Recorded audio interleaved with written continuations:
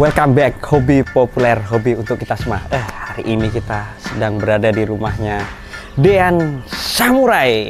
Ya, ini nanti kita mau mengulas sedikit tentang mengenai Bali Santi Cup yang kelima.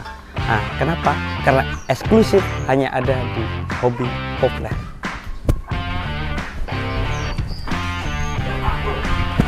Rumah berada di daerah Mengwi, tentunya asli dan sejuk. Tentunya di sini ada Samurai BF, tempat tangkaran Pak Dian. Banyak burung kan? Juga banyak. Ini burungnya satu. Tuh. Ayo kita langsung ketemu Dek Yan tanpa panjang lebar. Yuk, yuk, yuk.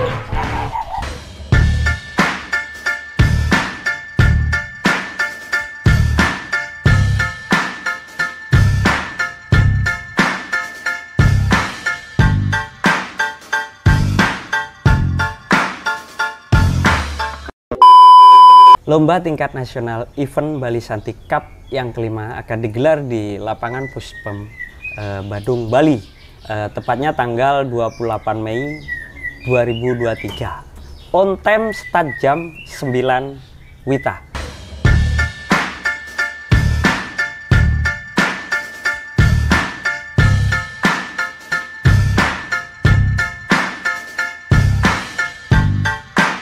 Oke, untuk hari ini karena ada yang eksklusif di sini, kita akan berbincang bersama Mr. Dean Samurai selaku ketua panitia di gelaran Bali Santi Cup 5. Oke, Pak Yan, apa kabar? Baik, baik, Mas Rehan. Semoga selalu sehat.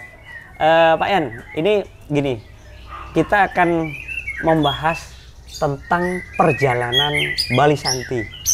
Bisa diceritakan sejarah dari Bali Santi dari awal?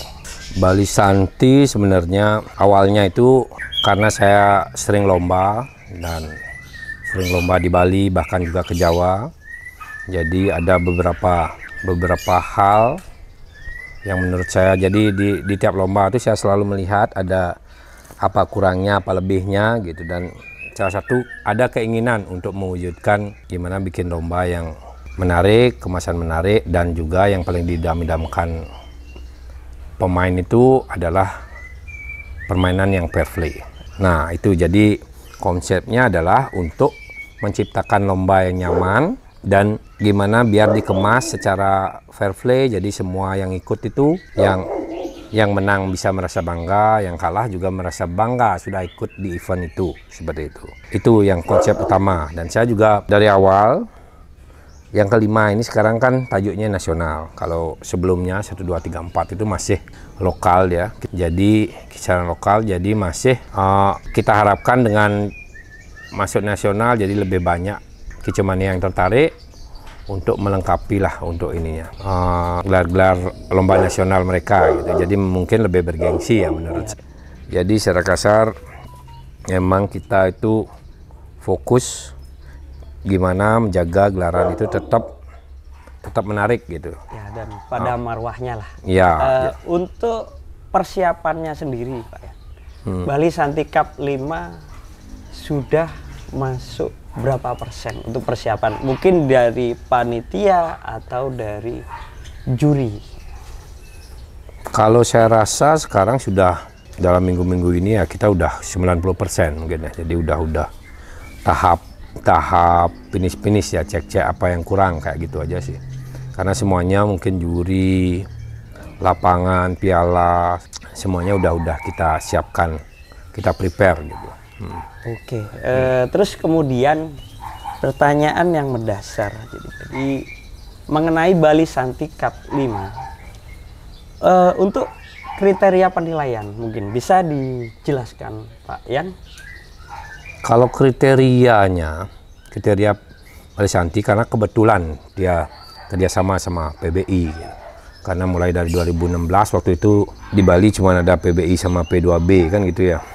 Jadi kita memang pakai PBI kebetulan dengan banyak pertimbangan, dan juga saya, nah kalau kriteria saya rasa tidak pernah berubah. Kriteria penilaian di PBI itu pertama irama lagu, kedua durasi kerja. Durasi kerja artinya dia minimal 80%. Terus volume, gaya, dan fisik. Jadi yang dinamakan irama lagu adalah lagu yang dibawakan secara lengkap. Ada roll, beset, pukulan. Nah, itu yang irama lagu bagus, tidak harus volume yang sangat-sangat keras. Cuman harus didengar, harus bisa terdengar. Nah, harus bisa terdengar. Dan juga dibawakan dengan alunan yang pas, lebih enak. Jadi ini burung bawa tembakan cililin, ini kenari, ini. Gimana cara mereka merangkai? Nah itu irama, di sana dalam satu irama. Jadi itu lebih difokuskan gitu loh. Makanya irama lagu pertama, habis itu gimana kerjanya? Kerjanya juga harus 80%. Setelah kerja 80% kita ini kan kalau masih ada imbang baru mungkin ke volume dia dibandingkan seperti itu. Jadi kalau sudah jadi kalau sudah irama lagu ketinggalan, dia tidak usah lagi melihat volumenya.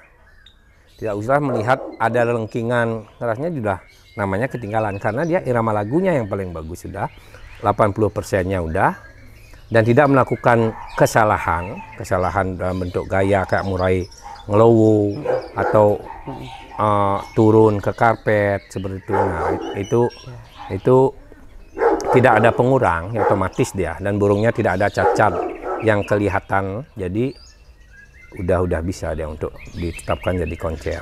Artinya durasi kerja lebih banyak persentasenya daripada volume. Bukan seperti itu. Jadi burung itu kalau sudah irama lagu bagus, dia cukup 80%, itu bisa nyalip yang kerja 100%, tapi irama lagunya kurang. Jadi itu pembanding. Kenapa jadinya irama lagu yang pertama? Jadi irama lagunya yang pertama harus bagus. Dia 80% kerja, cukup untuk menyalip yang kerja 100%, cuman irama lagu kurang. Seperti itu. Mungkin yang lain Pak ya?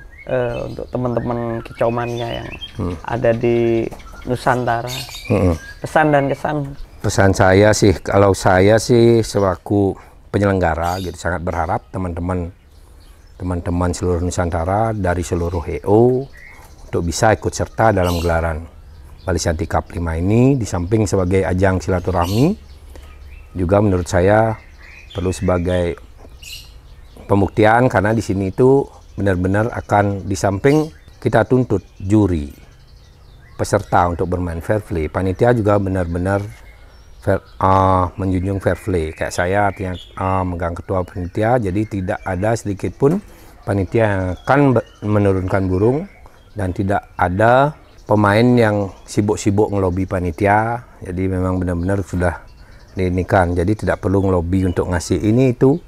Jadi tidak ada, siapkan saja burung dan beli tiketnya, dan maksimalkan nanti pasti akan dipantau, dan saya sendiri selaku ketua panitia akan juga ikut memperhatikan jalannya lomba. Jadi mudah-mudahan tidak ada hal yang tidak berkenan, jadi kita biar bisa memberikan tanggapan dari pihak mana yang salah, apakah